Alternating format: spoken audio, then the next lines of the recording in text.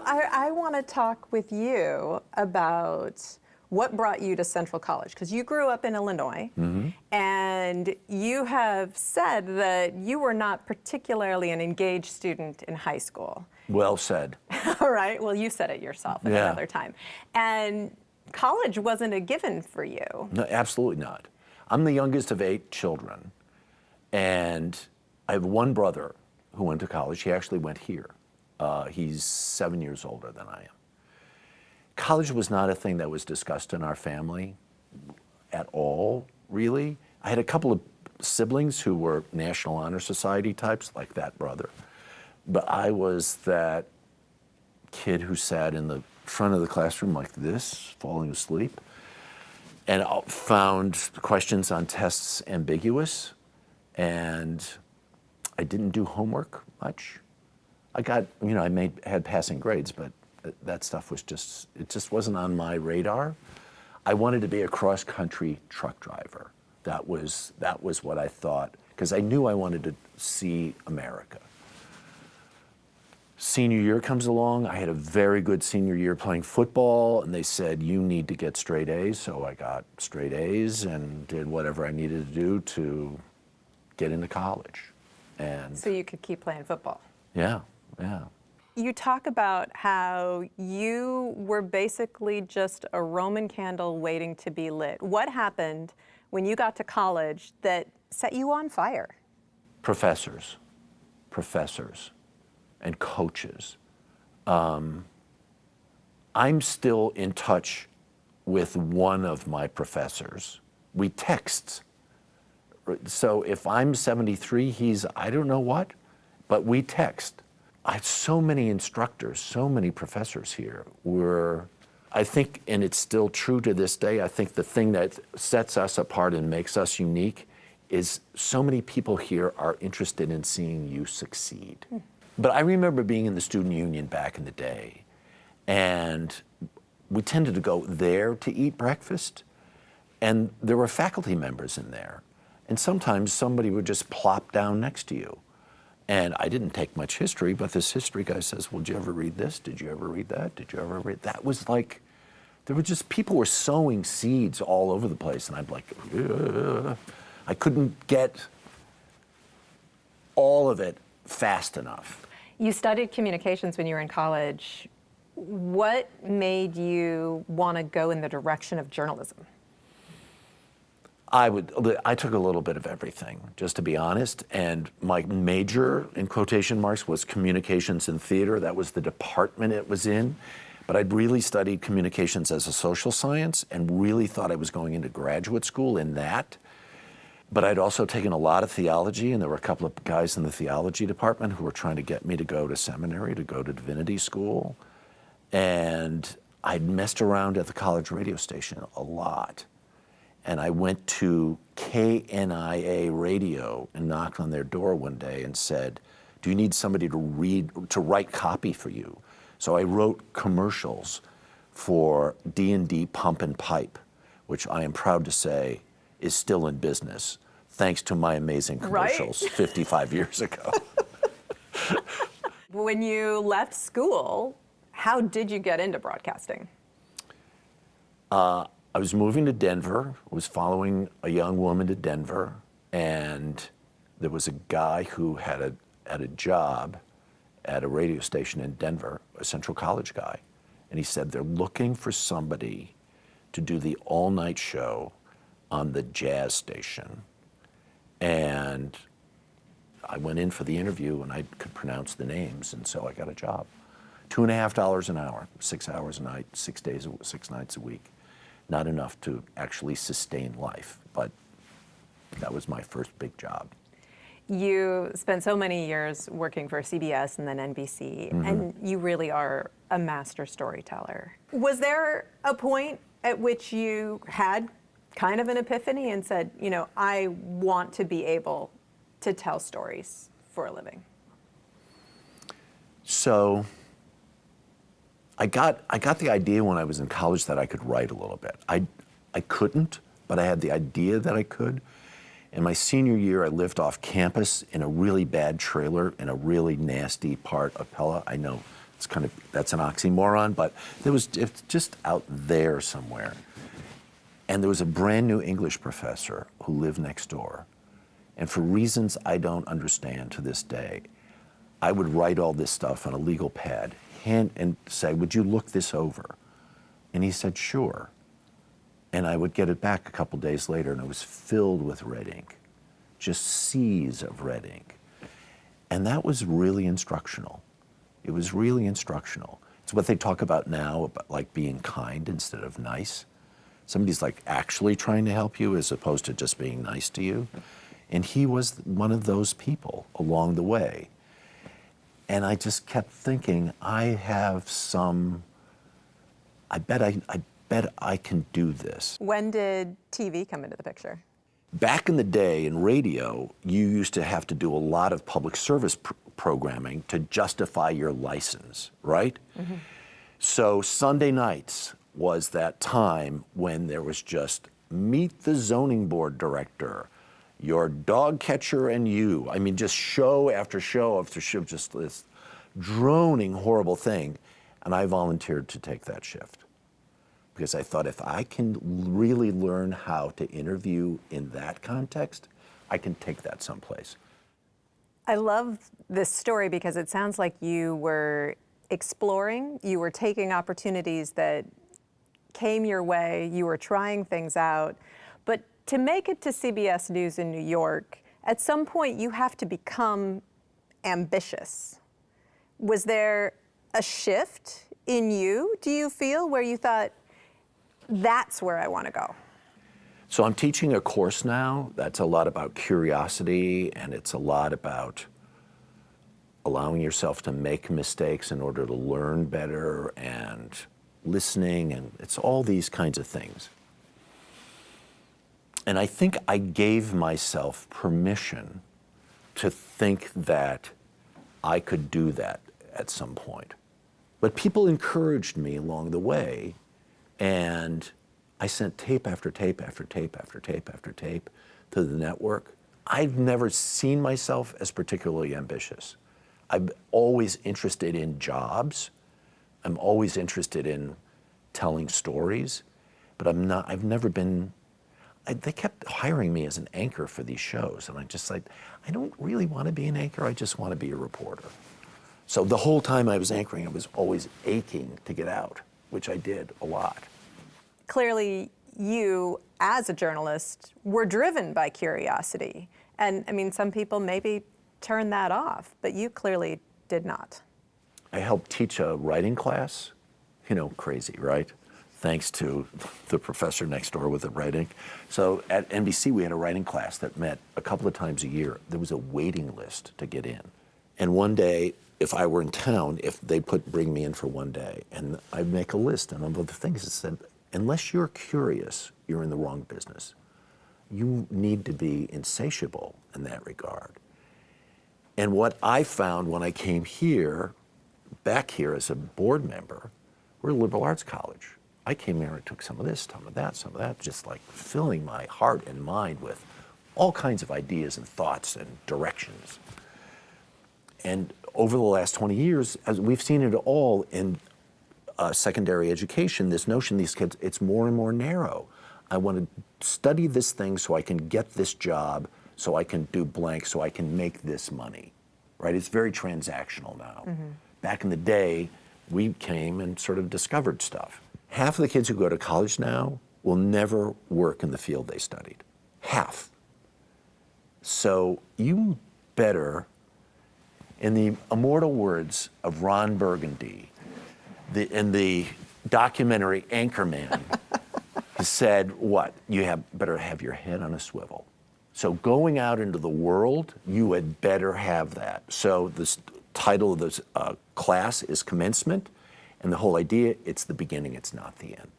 So it's just, these are the things I think you need in your toolkit when you walk out the door.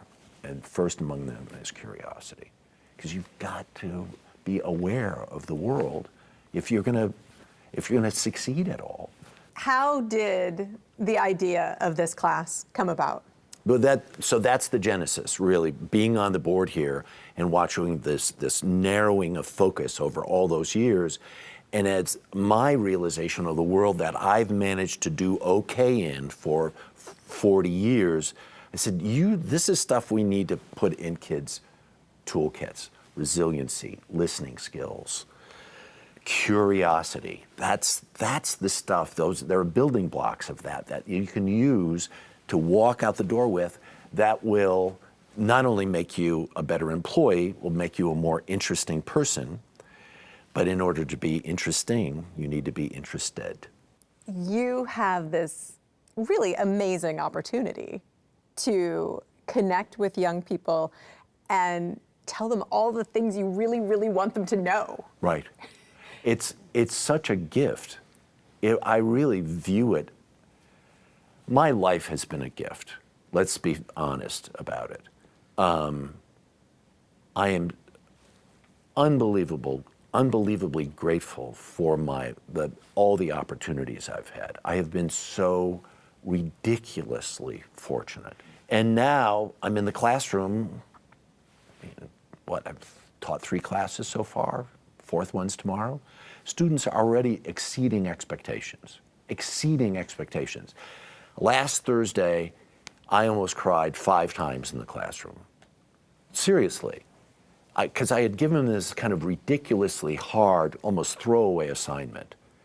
And it was, find a stanza from a Walt Whitman poem, bring it to class, read it out loud, and then tell everyone in the class why and how you connect with it. And they got up and they read, and then the notes go down and they just start to talk.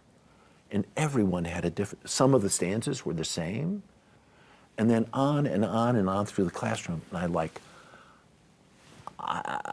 I could barely contain my emotions. And when the class was over, I said, my heart feels like it's this big.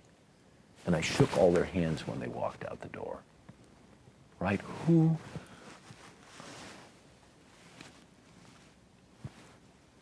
I get to come back here and do that. Who gets to do that? When you have this curiosity mindset, that changes how you engage with people. It changes how you engage with the world.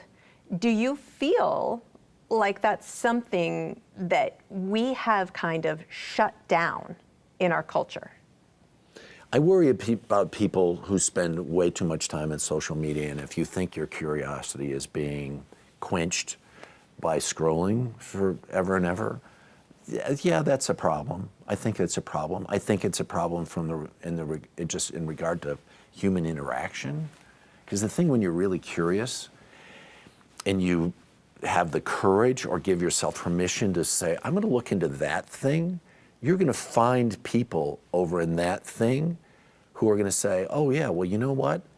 There's this other thing that's also really amazing. And then it's all about connection. Curiosity creates amazing layers of connection. And that's worth pursuing. It's really worth pursuing. It's life enriching. Also, saying yes. Saying yes is so important. I get to Iowa, Musco Lighting writes me a note and says, we're doing this thing in Oskaloosa, and there's a TV station that's going to be there all day, and it's RV TV, right? That's a thing. I didn't know what it was, but somebody explained it to me. So they said, can you come? And I said, I can't come. I'm not going to be there in time. And then at the last minute, I said, I can get there. They said, great. Would you MC the band concert? I don't know. I have no idea what I'm getting into, right? I get there. There in the middle of the town square in Oskaloosa is this beautiful bandstand. Looked like it went up in the late 1800s. And there in the bandstand, 50 people of all different generations playing their flutes and clarinets and trumpets and trombones and tubas. Just the most amazing thing. I talked to the conductor. He's a retired school conductor, music teacher. We're having this whole conversation. He said, you know, I was a barber for 7 years before I decided I was going to do this for a living. I'm like, this guy's a story. This band is a story. It's been there since 1864 they've had this band. I'm going crazy. It's so great. 35 minutes of cynicism-free enjoyment that the people just loved. I said yes. Yeah. That's all I did was say yes.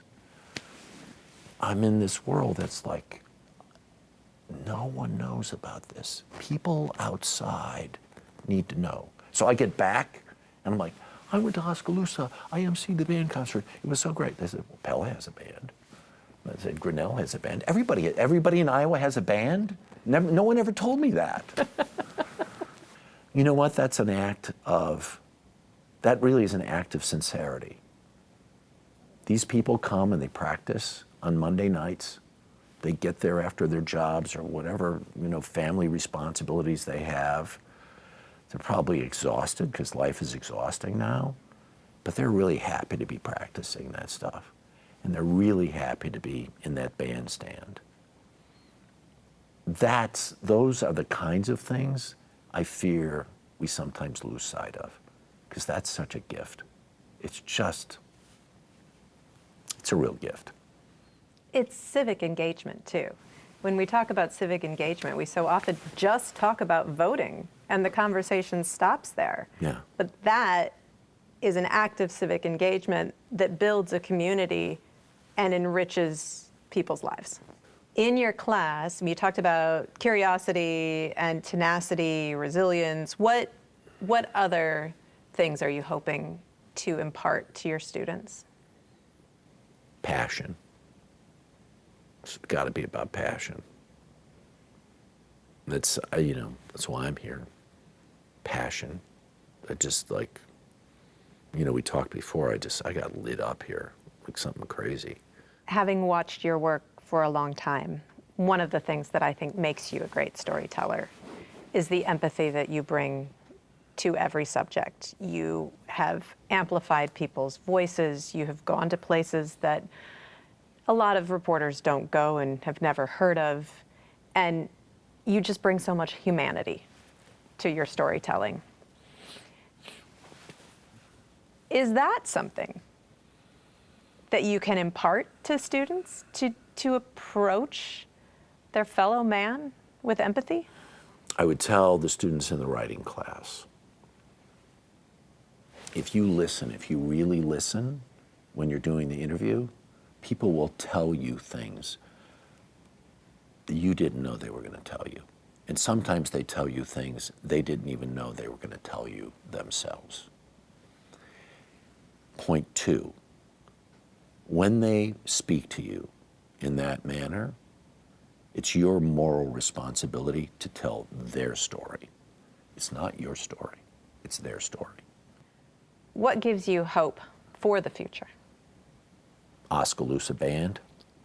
There was a kid in the percussion section, and after the concert was over, I went to talk to this kid. He's got hair down to here, and it didn't matter how kind of clunky the arrangement was or whatever the music was. He was so into every beat that was going on. He was just completely lost himself in that. And I said, "Who are you?" And he says, I go to William Penn, and yeah, I'm studying music at William Penn." I said, "I just love that you just gave yourself so freely to this music. It was just so cool to see."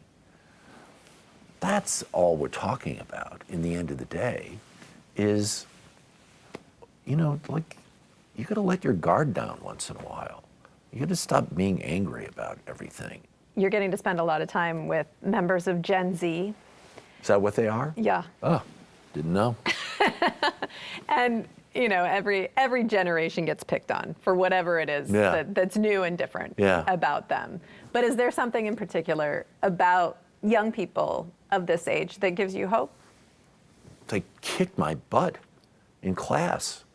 I didn't see it coming. I really didn't see it coming. That I don't have preconceptions about Gen Z, what it does or doesn't do, except they don't want to work, and they don't want to do this. And they scroll all the time. And blah, blah, blah, blah, blah. That was not what I experienced in my classroom.